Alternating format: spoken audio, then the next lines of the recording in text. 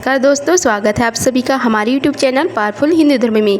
आज हम आप सभी को रमा एकादशी व्रत कब रखा जाएगा, इसके शुभ मुहूर्त, पूजा विधि, महत्व और पारण के समय तथा कथा के बारे में आप सभी को बतलाएंगे। आइए जानते हैं रमा एकादशी के बारे में। कार्तिक माह चल रहे हैं। इस महीने में लक्ष्मी नारायण और तुलसी के पौधे की पूजा करना बेहद शुभ माना जाता है। हर माह की कृष्ण पक्ष और शुक्ल पक्ष की एकादशी तिथि श्री हरि विष्णु और माँ लक्ष्मी की पूजा आराधना के लिए बेहद खास होता है। धार्मिक मान्यता है कि इस दिन पूजन और व्रत से पूर्ण फलों की प्राप्ति होती है। साधक को सभी दुख कष्टों से छुटकारा मिलता है। इस साल तिथियों के घटने पड़ने की वजह से कई व्रत और त्योहारों में पंचांग में भेद है। दीपावली की तारीख को लेकर भी पंचांग में भेद है। आइए जानते हैं रमा एकादशी व्रत किस दिन रखा जाएगा और इस दिन किन किन कार्यों के करने से शुभ फल मिलता है। हिंदू दृक पंचांग के अनुसार 27 अक्टूबर सुबह 7:15 पर एकादशी तिथि आरंभ होगी और 28 अक्टूबर को 8:40 पर समाप्त होगी। इसके बाद द्वादशी की शुरुआत होगी। एकादशी व्रत में सूर्य उदय का विशेष महत्व है। 27 अक्टूबर को सूर्य उदय के बाद एकादशी की तिथि शुरू होगी। वहीं 28 अक्टूबर को एकादशी तिथि में ही सूर्य उदय होगा।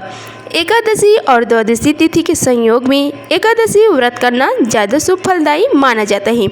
इसलिए इस साल कार्तिक माह में 28 अक्टूबर को रमा एकादशी का व्रत रखा जाएगा। के पारण का समय। एकादशी व्रत का पारण दूसरे दिन सूर्य उदय के बाद करना ही शुभ माना जाता है। एकादशी व्रत का पारण द्वादशी तिथि खत्म होने से पहले करना बेहद जरूरी होता है। ऐसे में रमा एकादशी का पारण 29 अक्टूबर दिन मंगलवार को किया जाएगा। रमा एकादशी व्रत का पारण का समय 29 अक्टूबर को सुबह 6:31 से सुबह 8:44 तक रहेगा। इस दिन द्वादशी तिथि सुबह 10:31 पर समाप्त होगी। अब रमा एकादशी की शुभ संयोग के बारे में आप सभी को बतलाते हैं। आइए जानते हैं शुभ संयोग के बारे में।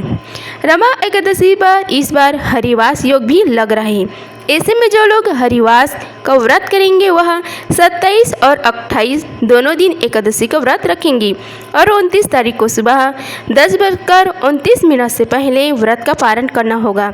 ऐसी मान्यता है कि जो व्यक्ति हरिवासर में एकादशी का व्रत रखता है उसे वैकुंठ में स्थान मिलता है। धार्मिक मान्यता के अनुसार जब एकादशी तिथि 2 दिन उदय तिथि में होती है तो हरिवर्षर योग बनता है।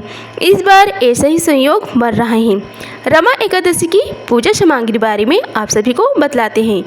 भगवान श्री हरि विष्णु की मूर्ति या चित्र, जल का पात्र, कलश, रोली, चंदन, फूल, धूप, दीप, नैवेद्य, तुलसी के पत्ते, विष्णु सहस्त्रनाम का पाठ, शुद्ध कपड़े आदि। आइए जानते हैं अब रमा एकादशी की पूजा विधि के बारे में। रमा एकादशी के दिन ब्रह्म मुहूर्त में उठकर स्नान करें और साफ कपड़े धारण करें। पूजा स्थल को साफ सुथरा करके भगवान श्री हरि विष्णु की मूर्ति या चित्र स्थापित करें। कलश में जल भरकर उसमें रोली, चंदन, फूल आदि डालकर स्थापित करें। यदि घर में शिवलिंग हो तो उसका भी अभिषेक करें। दीपक में घी या तेल डालकर जलाएं और धूप बत्ती जलाएं। भगवान श्री हरि विष्णु को फूल, फल और नैवेद्य करें और श्रीमद् भागवत या विष्णु पुराण की कथा सुने। अगले दिन द्वादशी तिथि को ब्रह्म मुहूर्त में उठकर स्नान करें। भगवान श्री विष्णु की पूजा करके व्रत का पारण करें। आइए रमा एकादशी व्रत कथा का रसपान कराते हैं आप सभी को। हे भगवान, कार्तिक कृष्ण एकादशी का क्या नाम है, इसकी विधि क्या है, इसके करने से क्या फल मिलता है, सो आप विस्तार पूर्वक बताइए। भगवान श्री कृष्ण बोले कि कार्तिक कृष्ण पक्ष की एकादशी का नाम रमा है। यह बड़े बड़े पापों को नाश करने वाली है। इसका महात्म्य मैं तुमसे कहता हूँ, उसे ध्यानपूर्वक सुनो। हे राजन, प्राचीन काल में मुजुकुंद नाम का एक राजा था। उसकी इंद्र के साथ मित्रता थी और साथ ही यम, कुबेर, वरुण और विभीषण भी उसके मित्र थे। यह राजा बड़ा धर्मात्मा, विष्णु भक्त और न्याय के साथ राज करता था। उस राजा की एक कन्या थी जिसका नाम चंद्रभागा था। उस कन्या का विवाह चंद्रसेन के पुत्र शोभन के साथ हुआ था। एक समय वह शोभन ससुराल आया।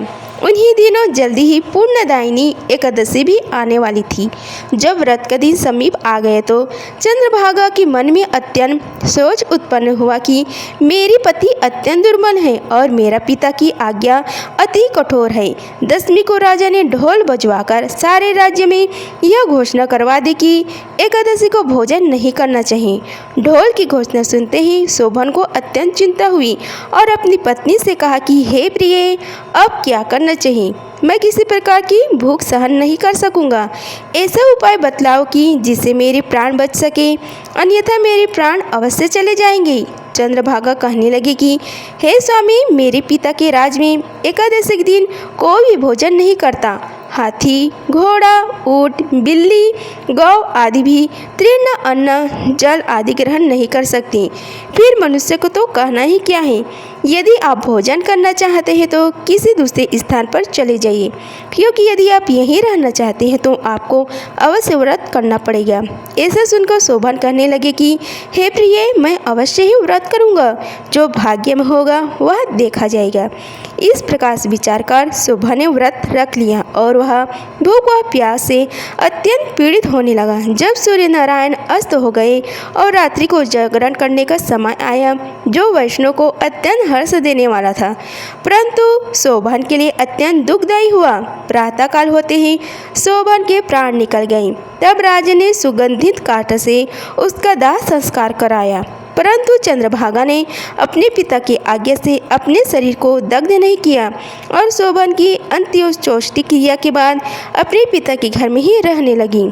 रमा एकादशी के प्रभाव से शोभन को मंदराचल पर्वत पर धन धान्य से युक्त तथा पूर्व प्राप्त हुआ। वह अत्यंत सुंदर रत्न और वैदुण्ड मणि जड़ित स्वर्णिक खंभों पर निर्मित अनेक प्रकार की स्फटिक माणियों से सुशोभित भवन में बहुमूल्य वस्त्र आभूषणों से तथा छत्र व चवर्ष विभूषित गंधर्व और अप्सराओं से युक्त सिंहासन पर आरूढ़ ऐसा शोभान भूषित गंधर्व और अप्सराओं से युक्त सिंहासन पर आरूढ़ ऐसा शोभान होता था मानो दूसरा इंद्र विराजमान हो।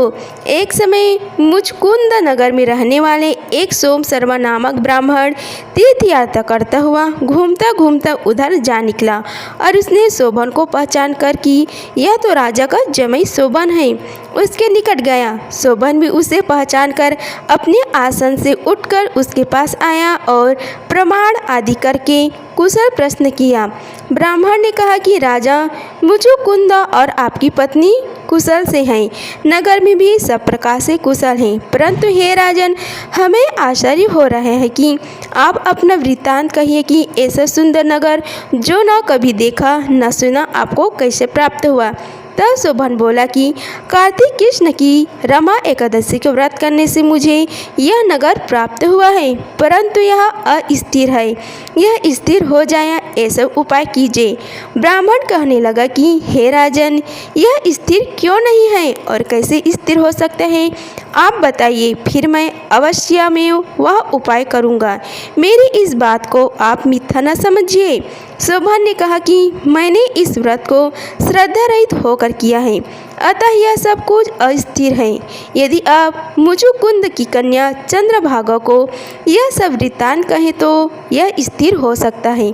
ऐसा सुनकर उस श्रेष्ठ ब्राह्मण ने अपने नगर लौटकर चंद्रभागा से सब वृत्तांत कह सुनाए। ब्राह्मण के वचन सुनकर चंद्रभागा बड़ी प्रसन्नता से ब्राह्मण से कहने लगी कि हे ब्राह्मण, यह सब बातें आपने प्रत्यक्ष देखी हैं या स्वप्न की बातें कर रहे हैं? ब्राह्मण कहने लगे कि हे पुत्री, मैंने महावन में तुम्हारे पति को प्रत्यक्ष देखा है, साथ ही किसी से विजय न हो ऐसा देवताओं के नगर के समान उनका नगर भी देखा। उन्होंने यह भी कहा कि यह स्थिर नहीं है, जिस प्रकार वह स्थिर रह सके सो उपाय करना चाहिए। चंद्रभागा कहने लगी कि हे विप्र, तुम मुझे वहाँ ले चलो, मुझे पतिदेव के दर्शन की तीव्र लालसा है। मैं अपने किए हुए पुण्य से उस नगर को स्थिर बना दूंगी। हमारा संयोग हो, क्योंकि वियोगों को मिला देना महापुण्य है।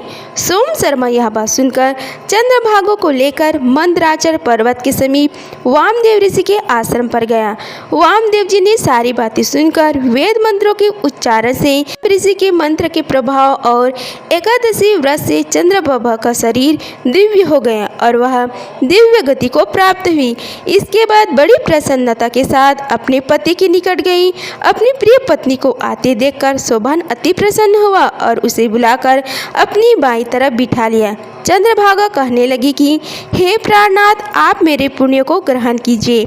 अपने पिता के घर जब मैं 8 वर्ष की थी तब से विधि पूर्वक एकादशी व्रत को श्रद्धा पूर्वक करती आ रही हूँ। इस पुण्य के प्रताप से आपका यह नगर स्थिर हो जाएगा तथा समस्त कर्मों से युक्त होकर प्रलय के अंत तक रहेगा। इस प्रकार चंद्रभागा ने दिव्य आभूषणों और वस्त्रों से सुसज्जित होकर अपने पति के साथ आनंद पूर्वक रहने लगी। हे राजन, यह मणिरमा एकादशी का महात्म्य कहा है। जो मनुष्य इस व्रत को करते हैं उनके ब्रह्म हत्या समस्त पाप नष्ट हो जाते हैं। कृष्ण पक्ष और शुक्ल पक्ष दोनों की एकादशियां समान हैं। इनमें कोई भेदभाव नहीं है, दोनों समान फल देती हैं।